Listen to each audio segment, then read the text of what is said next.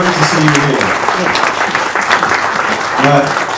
Does anybody want Stephen Moss as well? Alright, so please welcome to the stage the grandfather of birding in Rutland, Stephen Moss. I can always rely on Nigel, can't I, to A, insult me, and B, literally read my intro to Ken. But that's fun. Thank you ever so much for coming. I know it's a ridiculously hot day. And this is our second Desert Island Birds. Anyone here last year for Roy Dennis? Oh, not that many. It was very good. Oh, my wife was. I don't know. Yes, so as you know, but Ken didn't because he's not from these parts, Desert Island Discs, of course, very famous radio show. I had to explain it. Ken got it immediately, so we are going to choose 8 birds that Ken would take to that mythical desert island. But before we go, I just wanted to kick off. I met Ken a couple of years ago at the biggest week in American birding. They're very good at bigging things up, aren't they? Like their football team. Sorry. You might walk on. But I've wanted to meet Ken for many, many years because I read when I was in my 30s, I think, Kingbird Highway, which we will be selling and Ken will be signing at Wild Sounds at 5 o'clock after the talk. And it's the most extraordinary book. It's the most wonderful book. But Ken writes wonderful nature books. He wrote the book about Audubon and the collectors. He wrote this book. And he also does field guides. Now, I don't know anyone who does that except possibly Roger Tory-Peterson, who some of you will have heard of. And really, Ken is Peterson's successor as a bird artist, a writer, a field ornithologist. So we are going to kick off, Ken. Firstly, just tell me briefly how you began birding. How did it kick off? Well, actually, before I say that, I have to thank you, and I have to say you were so complimentary about my books. Stephen is one of my favorite authors. He's written some of my favorite books, including 10 Birds That Changed the World, Mrs. Moreau's Warbler. They're wonderful. They're worth reading and rereading. And he's such a professional. I want you to take note of the fact that we're talking about desert island birds, and he arranged to have the desert island climate for this afternoon. Yeah. Right.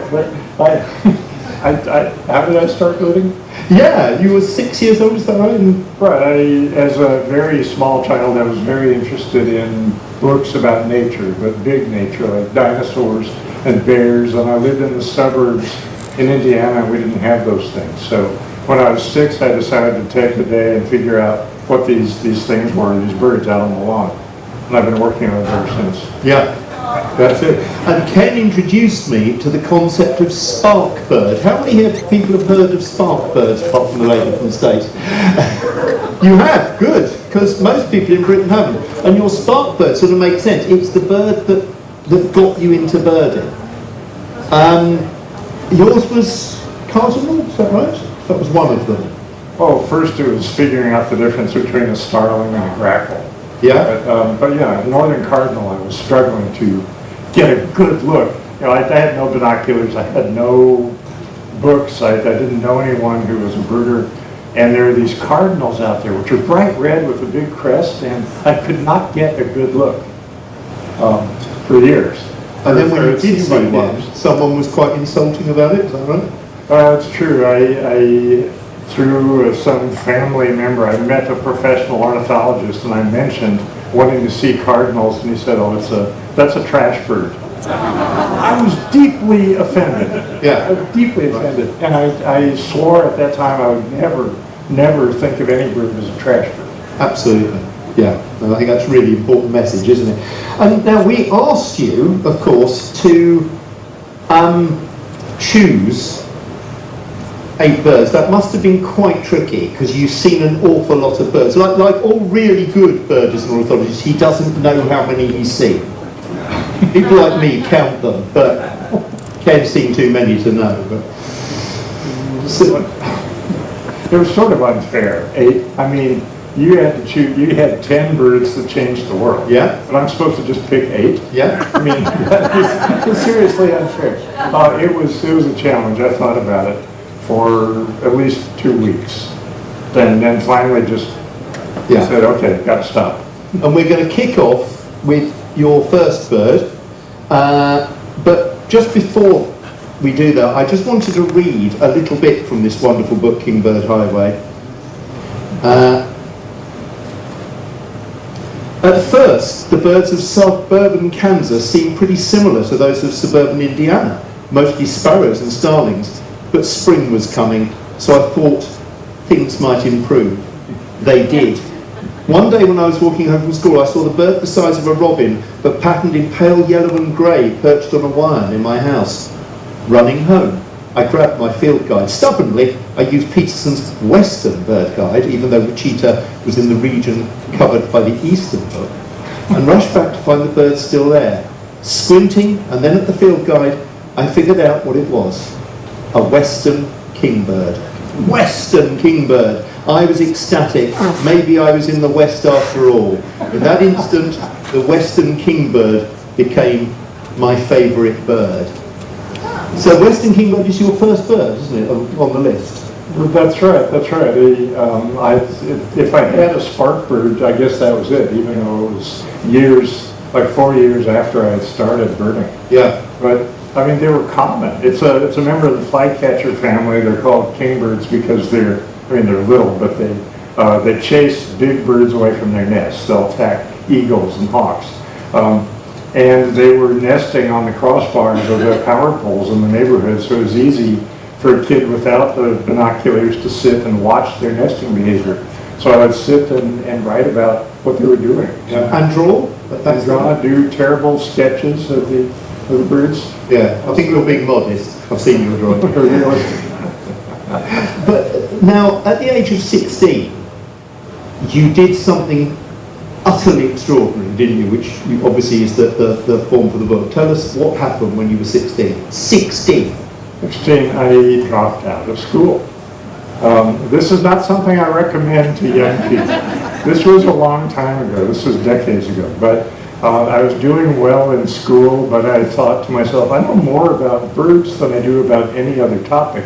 And I learned that entirely outside the classroom. So I'm going to go look at birds and see what I can learn. So I started hitchhiking, going out, holding your thumb out, waiting for a ride, hitchhiking back and forth across North America to see as many birds as I could.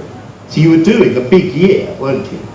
Did you know you were doing a big year at that point, when you tried to see as many species in a year, or did it sort of develop as the year went on? Well, it developed. I sort of kept track when I was 16. I did more hitchhiking the year that I turned 17. The year that I turned 18, I made a serious attempt and then gave up after a month because I found out the record had been broken already. But then the year that I turned 19, I was on the road all year, and that's mostly what Kingbird Highway is about. Yeah, and that was Ted Parker broke the record. That's right, yeah, the legendary, and rightly so, Ted Parker. At the age of 18, he didn't have a car, he just talked people into taking him places because he was so good. And Ted Parker had broken the big year record for North America, north of the Mexican border, with 626, which was amazing at the time. And so, I started off, he did that in 1971. In 1972, I thought, hey, I can do this, and then discovered what Ted had done and said, there's no way I can match that. So then in 1973, I went out and made a serious effort and broke his record. And you wrote the notes up, didn't you? Is that right, at that point? Right. And then put them away in a drawer for 20 years? That's right. I took notes the whole time. I wrote a whole manuscript immediately thereafter, over in 74 and 75. It was this massive document, and it was terrible. Unfortunately, I could not get it published, so I just put it in a box and left it for years. And finally went back and revised it. I mean, the first draft was terrible, but at least I had all this stuff that I would not have remembered otherwise. And so I could base it on that. So I did the terrible draft in the 70s, and I wrote the actual book in the 1990s. What I love about the book is that it's a book about this extraordinary, naive 16-year-old. I mean, you were brought home by the police, weren't you, a couple of times? That's right. You were hitching, you were living. Now, what were you eating? Mostly? One of my main food items was dried cat food. Dried cat food. Yeah. It's all in the book, by the book. It was Little Friskies, the braised liver flavor. Was my favorite. Yeah. Very good, I've heard. But I'm sure there's birds here who've eaten worse. But what I love about the book is because you wrote it 20 years later, it's actually a book about, you know, people always say, what's a book about? It's a book about doing a big year in America. But lots of those books are very dull, those sort of big years, because they're basically, I saw this, and then I saw this, and I saw this. What's brilliant about your book is it's actually really about growing up. And you were given the nickname Kingbird, weren't you? Did you have a friend, and she used to give every bird that she knew got a species? That's right, yeah. The Texas birders, Victor Emanuel and his friends, they would give bird names to everyone. And Roseanne Rowlett gave me the bird name of Western Kingbird. Because that was in my hitchhiking days, and she said, you know, you find Western kingbirds along the edge of the road. They sit on the wires and fences along the road, and their voice has been described as a bickering sound. And she knew I liked to argue about things, so there was nothing regal implied by calling me kingbird. It was just this little bird that sits by the road. With its thumb out. Yeah, that's right. Yeah, Lula. Right. Yeah. Now you gradually obviously moved into being a professional birder, and you headed off. We've got a couple of birds, haven't we, from Mexico? But what's the second bird? The next bird you chose, the eared porwell. Tell us about that. Right. Well, it's. Oh, there we are. Yes. Right there. Yeah, it's found only in Mexico, western and southwestern Mexico. When I first saw it, there were maybe 24 people alive who had ever seen the bird. Mexico was very important to me for years because I had no money at all, but I could hitchhike to the border, and then public transportation in Mexico has always been better than in the United States. I could take the train or the bus all the way across the country for very little money and go birding all over the country. So I did a lot of that. But in the late 70s at some point, Ted Parker, the amazing Ted Parker, who was a huge influence on my life, came back from a couple of years in South America and was back in Tucson. And he convinced a group of us to drive down to a place halfway down the west coast of Mexico where William Shaldak had found eared porwhells. And so we went there, and it was just, it's got this amazing call, this pew, this really piercing call that rings through these dry canyons in the Sierra de Alatlan in Jalisco. And we heard them, we had good looks, just as this amazing bird. And later, I think I took the first actual birding tour group that actually saw the eared porwheel. But it just, you know, to me, it represents my connection to Ted Parker. Yeah. And the adventure of it. And the adventure, and the fact that Mexico was so important. Yeah, and obviously very shortly after that, Ted was tragically killed, wasn't he, in a light plane? It was a number of years later. This was, because we saw... Oh, it was 1990, wasn't it? Yes. Yeah, he was a little bit older than you, wasn't he? Yeah. Sorry, I was thinking he was 80, yeah. Right. But someone said when Ted Parker died, 50% of the knowledge, the collective human knowledge of South American bird calls died with him. Because he knew so much, and he would walk through the places and know what every bird was. Yeah, I mean, he was amazing. One of my proudest moments was in the early 90s when we were in Mexico, and I recognized a bird voice that he didn't know. But some story, some magazine article had said that he could identify 4,000 species by sound. And I said, I guess it's only 3,999. But yeah, Ted was absolutely remarkable. David Bishop from Australia, when he heard the news that Ted had been killed in a plane crash in Ecuador, he said he felt as if the library at Alexandria had been burned again. Yeah. But what's extraordinary about these early days in the 1970s, really, isn't it? is even in North America, but particularly in Central and South America, you didn't have field guides, really, did you? There was a not very advanced Peterson guide, because I had that in Mexico, and you put very few illustrations. There was nowhere to watch guides. You had to travel. There were no bird tours to these places. You know, you had to go and find them. How do you feel now? I mean, obviously you lead tours now, don't you? How do you feel about the fact that someone like me who knows nothing about birds in the country in South America can just be taken there and shown all these birds by these wonderful guides? I think it's fabulous. I mean, in the 1970s, I do as well. yeah, in the 1970s there were 3 birders in Mexico, and like essentially almost none in Colombia or Ecuador. And now there's a huge birding community throughout Latin America. There are huge birding events in Colombia and Brazil, and all these young people getting into it. So you can go there. I mean, I used to be proud of going to a country and finding all my own birds. Now I insist on finding a local guide and paying them because it's helping to support the ecotourism. Which obviously firms like Rock Jumper and Wings and Mimosa, all the firms here do that now, don't they? I've noticed that more recently. Right. And it's brilliant, I think, for everyone. You then chose for your third bird an even further afield bird. I think we can hear this one first. We can see it as well. I don't know what that is either.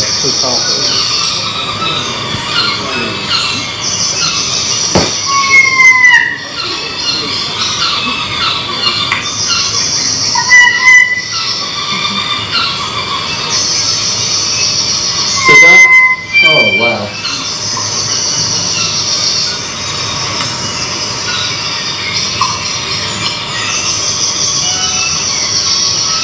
So we're in the rainforest of North Island, New Zealand. And this is North Island Kokako. North Island Kokako. And it's singing chords. You know, birds, they've got this 2-chambered syrinx. It's singing 2 different notes at once, and you know, it may not sound like beautiful music if you just hear a recording, but if you're out in the forest in New Zealand at dawn, it's just this extraordinary sound. And I've only been in New Zealand a couple of times, but this bird, I love the sound of it, and I love the people that I met there. I met so many birders in New Zealand who they knew everything. They didn't just know the birds. They knew every aspect of natural history, and they were rabid about conservation. You know, they've lost a lot of species. They have endangered species, but everyone there is working really hard to preserve what they still have. And so, you know, to me, it represents that spirit. Absolutely. You then went off as far as we can go to Antarctica. And obviously penguins are a real passion for you, aren't they? Our fourth bird is chinstrap penguin. One of my favourites. I absolutely love it, isn't it? Isn't that an elegant bird? I mean, it's you know, I'm happy to say that I actually have a favorite penguin. I was fortunate to go as a lecturer on ships to the Antarctic 5 times. 3 of those were on a ship called the Explorer, which was originally the Lindblad Explorer, like one of the first ship to really take tourist groups to the Antarctic decades ago. The little red ship, they called it, the Explorer, and it was just an amazing experience to travel on that ship. It actually sank a few years ago, and I wasn't on that trip. But, it wasn't your fault. Yeah, I didn't do it. But the thing about the chinstrap penguin in particular is that when I was a young radical, I thought that I had this assumption that rich people were bad. I had this idea that the wealthy were responsible for all the ills of society. Be careful, you're in Rutland, which is like the poshest place in Britain. Well, I was a stupid young man, you know. I had, but traveling, doing these trips on the Explorer and on other ships, they're expensive. And so everyone who came on them, they were all, you know, quite well-to-do, and I discovered these are wonderful people. And so I got to meet all these wealthy people who were just fine, well-educated, very engaged people who cared about education and conservation. And in particular, there's a woman, Her name was Jory Butler Kent. She just passed away earlier this year, and she was quite wealthy. She and her husband had just bought the Explorer, and the staff on the ship, they didn't want the assignment of guiding her because, you know, she was the boss, you know. And I was just along as one lecturer on that trip, so I got the job of getting to be her bird guide for this whole trip. And she was wonderful. Jory was just so down to earth, so sparkly, full of life. She was deeply committed to conservation and ran a major conservation effort in East Africa. And she was serious about learning to identify all these petrels and albatrosses and things. And there was one afternoon, she was starting to record bird sounds. And you can't do much of that when you're on a ship at sea. But at this one island, we spent the whole afternoon clambering around the cliffs because she wanted to get a recording of the sounds of this chin-strap penguin colony. And I wanted to make sure she didn't fall off the cliffs into the water. But you know, ever since that, the chin-strap penguin has represented to me the fact that you can't judge people by their economic status. Not all people, anyway. We're not going to mention that one. Can I just tell you that about 3 months ago, after Ken had agreed to come in and said he was coming here for the first time to BirdFair, he wrote us a lovely email to me and Tim and Penny saying, look, given, I can't remember the word you used, but you made it very clear how you feel about a certain president, and you said, I'm slightly concerned that the audience won't want an American up on stage, and Tim wrote straight back and said, we love Americans, particularly ones who love birds, particularly ones who travel. So, but I thought that was very typical of Ken's modesty to do that. I will get rid of him soon. Or you'll get rid of him. Your fifth bird is one that some people here will be familiar with because it's a scarce autumn visit to the UK, the yellow-browed warbler, but you saw it, was it in China? Let's just hear its call. I think we've got its call on here. That's a little sequel. It's a classic autumn sound for us, if you're lucky, on the East Coast. Right, tell us why you did this one, Ken. It takes me back to the town of Idaho on the coast of China. It's a famous spot for observing migration. In 1993, I spent a month at Idaho, and I was hearing these birds everywhere, every day. I was there to just learn as much as I could about the identification of birds that migrate in Eastern Asia and stray into Alaska. An interesting thing about this bird is that it really doesn't stray into Alaska to speak of. It's got a really strange migratory pattern or pattern of vagrancy, because they breed all the way across Eastern Europe and Asia, all the way over practically to Kamchatka. And they're exceptionally rare across in Alaska. They just don't go that direction. But every fall there are hundreds or thousands that come this direction. Yeah, they think now they're migrating to Morocco and Western Spain because people have found them there. They think it's a new, they've actually changed their migratory habits. They're not vagrants anymore. There's too many. They're sometimes the commonest bird on the East Coast in autumn if you get a fall. So yeah. Right, they're all going to Extremadura. So yeah, my friend Martin it's tiny, weighs about 10 grams, about, you know. Yeah, but this month that I spent on the coast of China was wonderful because I stayed in the one, this was the 90s. I stayed in this one hotel in town that was allowed to have foreign visitors. I rented a bicycle for $1 a day and just rode around like a 10-mile radius, just birding all day, dawn to dusk. No relatives with me, no tour group. I was just immersed in learning about these birds. So I just love the yellow-browed warbler. How lovely. That's lovely, isn't it? For your sixth bird, you picked a bird that you haven't actually seen in the wild, but it's got a great story, isn't it? Yeah. Please see the next bird, please. Yeah. African grey, not just the African grey parrot. Sorry, not a African grey parrot, the African grey parrot. The African grey parrot. Yeah, I have not seen the bird in the wild, but there was a famous grey parrot named Alex, who was working with a friend of mine, Dr. Irene Pepperberg, and I got to know both of them back in the early 1990s. And Irene, there's still a bias against women in science, but it was even worse 30 or 40 years ago. Dr. Irene Pepperberg had a PhD from Harvard, and even so, she was ridiculed because she was studying a talking bird. But she had so much determination. She wanted to know what was the mental capacity of this parrot. And so she, through years of really careful training, she established that the parrot could recognize colors and shapes, could recognize categories like color and shape, could ask questions for information, and just sort of unlocked the brilliance of this bird. And when Alex died in 2007, there were obituaries in The Economist, in the New York Times, and every American television network for this genius bird. And I just was so fascinated. I've been fascinated with parrots ever since. In fact, I'm writing a book about them now, and it goes back to this one laboratory parrot. You'll never guess where Ken was 2 days ago? Hyde Park. Where else would you go to see parrots? Yeah. What did you think of our ringnet, rose-ring parakeets, whatever we call them? We call them ringnet, man. I love them. I was really interested to see in Hyde Park. They're not like this noisy, obtrusive presence. They're all through them. I walked 3 miles through the park and had them the whole day.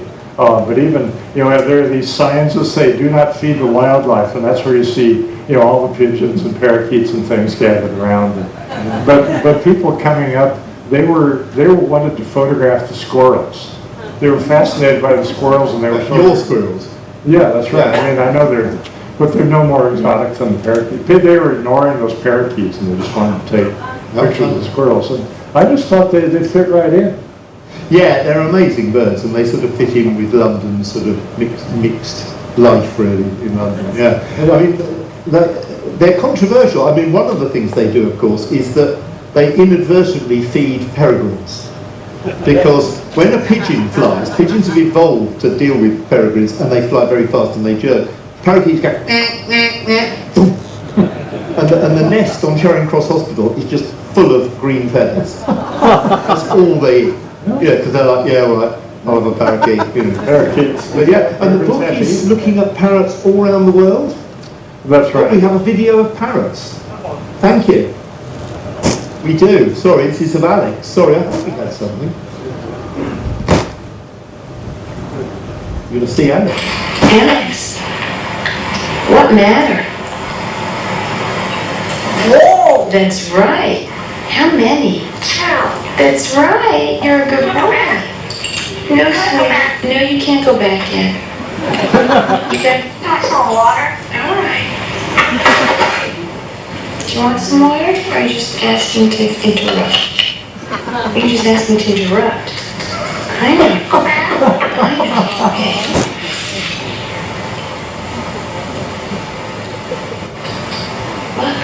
What color bigger? What color bigger? Green. Oh, you're a good boy. That's amazing. Okay, Alex, look what I got for you. Hey, look. Look at all these neat toys. Look. Hey, look, can you tell me? On the tray, how many green block? Green block. Good parrot. 2 green block. 2. Good parrot. One of the things Alex doesn't have is a knee-jerk response to the types of objects that you present him. He can look at 2 objects and answer several different types of questions about those objects, or he can look at a novel collection of items and answer questions about that collection. What this shows us is that he really understands what those questions mean. You're right, good boy. Alex describing objects. Alex saying, "Probably want more than a cracker." Is what you want? I want banana. Carrot. Good birdie. I want corn. Soft corn. Soft corn. Good parrot. We've got rock corn, that's dry corn, and we've got soft corn too. Cold. It's cold. Yes, it's cold. It's from the refrigerator. Go pick up corn. Well, no, I'm not going to pick up the corn you threw down. Using his beak, he can tell you what matter objects were made of. Rock? Oh boy. What matter? Whoa. Good boy. Whoa. That's right, whoa. And amazingly, on a tray, he could tell you the number of squares from the number of balls, the number of each color. How many blue ones? Four. That's right, good parrot. He's choosing from among all the possible answers. Remember, he sees this object. If he was getting a knee-jerk response, he would say paper every time he saw this thing. He tried to restrain himself when student parrots like this one got it wrong. What matter? Then Alex would interject with his equivalent of duh. What matter? As parrots go, he was simply Einstein. When we were there, even Einstein got hungry. Where's the boy? Wanna go eat dinner? I know. It's time to eat dinner, sweetie. I know it's time, but we have to do one more chore, okay? And then Alex declared it was over. You want to go bath? You want to go bath? And now, somewhere in parrot heaven, the angels are marveling at what God wrought. Alex the parrot has died at the age of 31. Wow. And he said to the trainer when she turned out the lights, "See you tomorrow, be good. I love you." I know children less intelligent and well behaved than that. And you know, they characterize Alex as the most intelligent gray parrot in the world, but we don't know that. Yeah. He was picked at Yeah, yeah. random out of the pet store in Chicago, and just Irene, she is a genius. She's still, I just went to her lab again a few months ago. Alex is gone, she's working with 2 other gray parrots, and they're showing amazing mental capacity too, but just, yeah, I'm fascinated with parrots, and I also am a huge supporter of women in the sciences, and so the gray parrot represents both. And you're covering parrots around the world, obviously. That's right. That'd be fantastic. And hopefully, we're hoping that Kenn can come back in 2 years to BirdFair when the book will be out. So that'd be great. For your penultimate choice of birds, you picked a bird that is incredibly rare, very hard to see in very south of Mexico and northern Guatemala, which I saw a couple of years ago on a wings tour. Absolutely amazing bird. The horned guan. That's right. The horned guan is a spectacular creature. It looks very prehistoric. Lives on a few extinct volcanoes in Chiapas, which is the southernmost state of Mexico, and Guatemala. And friends of mine, Ted Parker and a couple of other guys, went to see the bird back in the 1970s. It was a time when I couldn't go with them because I was doing a stupid big year. And so I finally got to go in the 1990s, and I got to go and make the trip with my friend Victor Emanuel. And Victor and I, he just passed away over a year ago, but he was one of the real pioneers in serious birding tours in North America and then around the world, and an amazing guy. We were really good friends from the time I met him, even though for a few years I was working for a different tour company. He never let that be an obstacle. But taking the 2-day hike up to El Triunfo in southern Mexico and seeing the horned guan was just one of those life-changing experiences. Absolutely, yeah, amazing bird. For your final bird, you've gone back home, which is rather lovely after some very exotic ones. This is a bird that the American goldfinch. Tell us why you chose this one. It'll come up in a second. There we are. Not quite as nice as our goldfinch, but it's pretty good. Well, you know, in talking about some of these other birds, I've mentioned a lot of people. There are connections to places or times, or especially people, with all of the birds that I chose. And with the American goldfinch, you could say a lot about it. It's got an interesting migratory pattern and so on, but the real reason I would choose this bird is that a number of years ago, like 30 years ago, at an office, a little doctor's office in the town of Cary, Ohio, in the summer there was a bird feeder hanging up, and there were several adult male American goldfinches on that feeder. I was not there, but I understand that it was quite a sight because there's a young woman named Kimberly who was there for this office and looked out the window and said, "What are those birds?" She'd grown up on a farm. She loved the outdoors, but she had never really paid attention to birds. But seeing these brilliant golden birds, and the receptionist says, "Well, those are goldfinches. They're common here." But she left without having the appointment. She went home. She went and bought a bird feeder. She bought several bird feeders, filled them up, started birding obsessively, started volunteering with the bird observatory as a bird bander. And a few years later, she went to a nature festival in Texas where I met her for the first time. And 4 years later, we were married. And Kimberly she's the most important thing in my life. And she's the most amazing person. When I met her, she was a farmer's daughter who was showing an unusual skill at ringing birds, at banding birds. But she soon became the education director for the Bird Observatory, and then the executive director of the Bird Observatory. And then she started things like the Ohio Young Birders Club, which has been an example for 13 other states. She started this little event called the Biggest Week in American Birding, which is still going strong. And Stephen was a keynote speaker there a couple of years ago. He could vouch for the fact that it's a big deal. It occurs.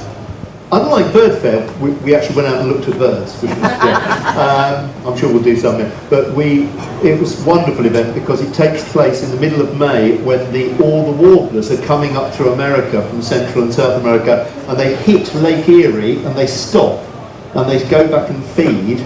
And so we go on this boardwalk at 6 in the morning and see 25 species of American warblers, which I've got to be honest are better than ours. They're certainly more colourful. So that's lovely. And Kimberly runs this extraordinary event. She was really sorry she couldn't be here. We filmed it so that she can see it. But she's fabulous. And if any of you are interested, talk to Ken afterwards about the Ohio Week. Now we've got the most important things, of course, we have to do. I mean, the birds are easy to pick. But on Desert Island Discs, you're given the Bible and or the Quran or whatever your religion is or not, and the works of Shakespeare. We give you the 17 volume Handbook of Birds of the World, which you can always use as a sort of float if you're drifting off to the island. And then you have to choose one book. It can be anything, it doesn't have to be a bird book. What have you chosen? What I chose, I'm figuring it's a desert island and there won't be that many people to talk to. And I need something to keep my mind sharp, so what I will take is this volume of the complete works of Shakespeare, which a good friend gave to me like 40 years ago. And it's been a treasured item ever since. And I would use it to memorize passages, because memorizing things like that, I mean, it's beautiful language, and the memorization process, I think, is really good for the brain. And I could stand there talking to my 8 birds and say, "Our revels now are ended. These are actors, as I foretold you, we're all spirits that are melted into air, into thin air, and like the baseless fabric of this vision." I don't need to go. That's very impressive. Very impressive. Well, that's lovely that you're taking the complete works of Shakespeare, which has 45 different birds in it, of course. Right, well, I mean, you have to go to the part of Romeo and Juliet where they're arguing about identifying birds by sound. Yeah? That's a classic. Shakespeare was a birder. Brilliant. You also have to choose a luxury item which cannot be anything you can use to get off the island, so you can't have a speedboat. Right. Well, you rejected all of my early.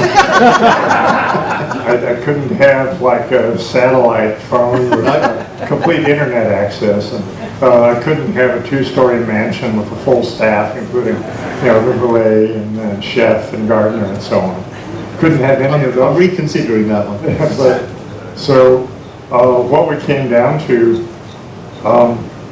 I mean, this really should be a necessity and not a luxury item, but I would want to have a sketchbook, a really good sketchbook, and pencils and a simple set of watercolors. because I would always want to keep drawing, sketching, observing, visually of the things around us. And do a field guide. And, well, it's only has 8 species in it. Well, there might be some native ones. You never know. Yeah. Now finally, this is always the really tricky one.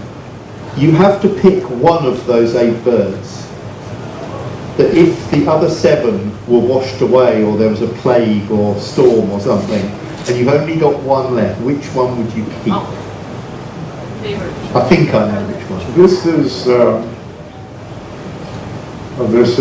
a challenge. I mean, it was bad enough having to choose 8. And Can I just point out your wife will be watching this?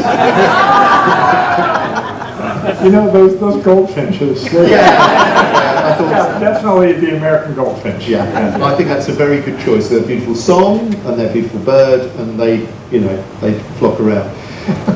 Ken, it has been an absolute pleasure and a privilege to talk to you. It was a great privilege for me to meet you 2 years ago. You're one of the people I've always looked up to, as I'm sure many people are, particularly in the Americas, but also now here. So please, huge round of applause for Ken.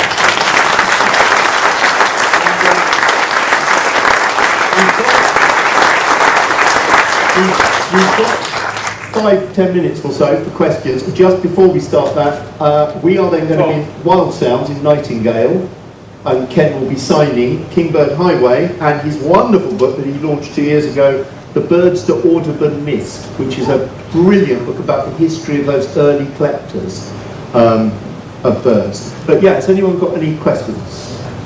And either just stand up and shout out, I think. Oh, you've got a microphone, aren't you? Good. It's very posh. Is it on? I don't know. Is that on? No. Don't worry, just speak I've got a loudly. loud voice. I've got loud. Ken, as somebody who's written books that are both field guides, but also you've written narrative books about bird watching, why is it so important that we do write those narrative books about bird watching or our time in nature? Why is that important that that happens too? Amanda is a fellow nature writer, so that's a very good A very biased question. Yes. Well, thank you. The question was, since I've written field guides as well as sort of narrative accounts of things, and so the question is, why is it important to do those narrative accounts? And partly, as there are more and more apps available, we don't rely on field guide type books as much, unfortunately. But also, there's so much to learn from the narratives, from the experience. If you haven't read 10 Birds That Changed the World, lovely. I highly Available in 8 languages now, if you're Bulgarian. And I've only read it in 1 language, but books like that, books like Wild America by Roger Peterson and James Fisher was published back in the mid-1950s, and I read that when I was a kid. I read that so many times I could recite whole chapters. It was so inspiring. You can be inspired by just looking things up in a field guide and saying, oh, that's cool, but reading about these experiences, I think, has the power to really galvanize your feelings about things. So I think it's tremendously important. Really good point not to forget those old books, because those classics, they go to a little town in Florida, which is very quiet, called Orlando. They go to the coast to see the dusky seaside sparrow in a bleak place with no people called Cape Canaveral. I mean, it's extraordinary. It's written in the early 50s. But it's absolutely wonderful, and I think you are very much an heir of Roger Tory Peterson, who was a great artist and great pioneer of field guides, which you do, but also was a wonderful writer, which is very unusual. There's people who are very good at one side or the other, but yeah. Any more? Gentleman at the back. In Kingbird Highway, I think there's an absolutely fabulous book. But looking back on that time now, what would be your favourite memory of that year? Oh, that's a very good question. What were Ken's favourite memories of the year when he did Kingbird Highway? My favourite memory from that year, it would probably be visiting the native village of Gamble at the west end of St. Lawrence Island in Alaska. And I was there this was before the whole vagrant hunting in Alaska thing really got going. So I was there in late June. It wasn't the best time to look for strays from Asia, but just the vast numbers of seabirds going by. The kittiwakes and auks and guillemots and murres, just all these birds going past this endless parade of thousands and thousands of seabirds. I've been back a few times since, but it's just that kind of experience. That was probably the peak experience of the year for me. But thank you. Got one more question? Yeah. Hi Ken, can you tell me what's your favourite British bird? Oh, good one. My favorite British bird? Well, this, as of yesterday, years ago, I was reading an account of an ornithologist who was taken in probably the 1940s, 1950s, to see the last breeding pairs of red kites in the UK. There are these woodlands in Wales where there were just a handful of pairs of red kites. The species was essentially gone. And yesterday, seeing red kites, over the highway, over the parking lot at the hotel, I was thinking, this is fabulous that this beautiful bird can come back from the edge, and you can see red kites everywhere. So at the moment, that would be my favorite British bird. Ken, I didn't ask you to do this, but can I ask you just to read the end of Kingbird Highway? I'm just going to very quickly say what happened. The last day of the year, Ken goes out birding and he gets washed off in a storm off a rocky area on the coast, and he goes back. He gets bandaged up and he goes back to see the birds. And if you could just read that last bit and then the bit on the next page, because it's all right. Well, thank you. Beautiful nature writing. Okay. Beautiful human writing. Sorry. Well, thank you. The borrowed telescope was gone.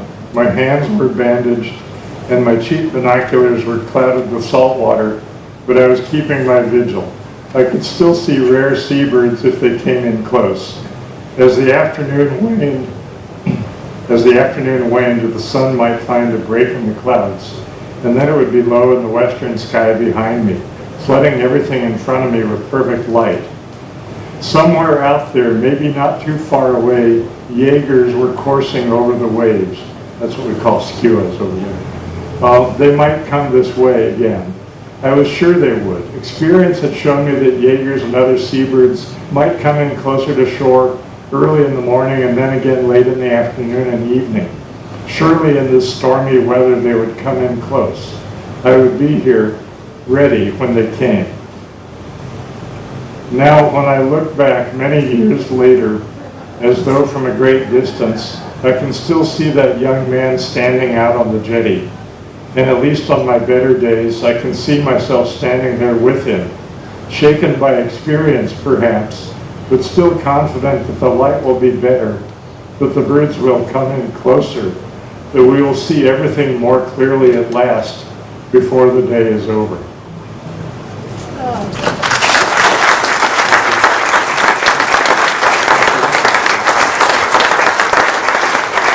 So you've given away the ending now, but read the book. It is a wonderful, wonderful piece of writing.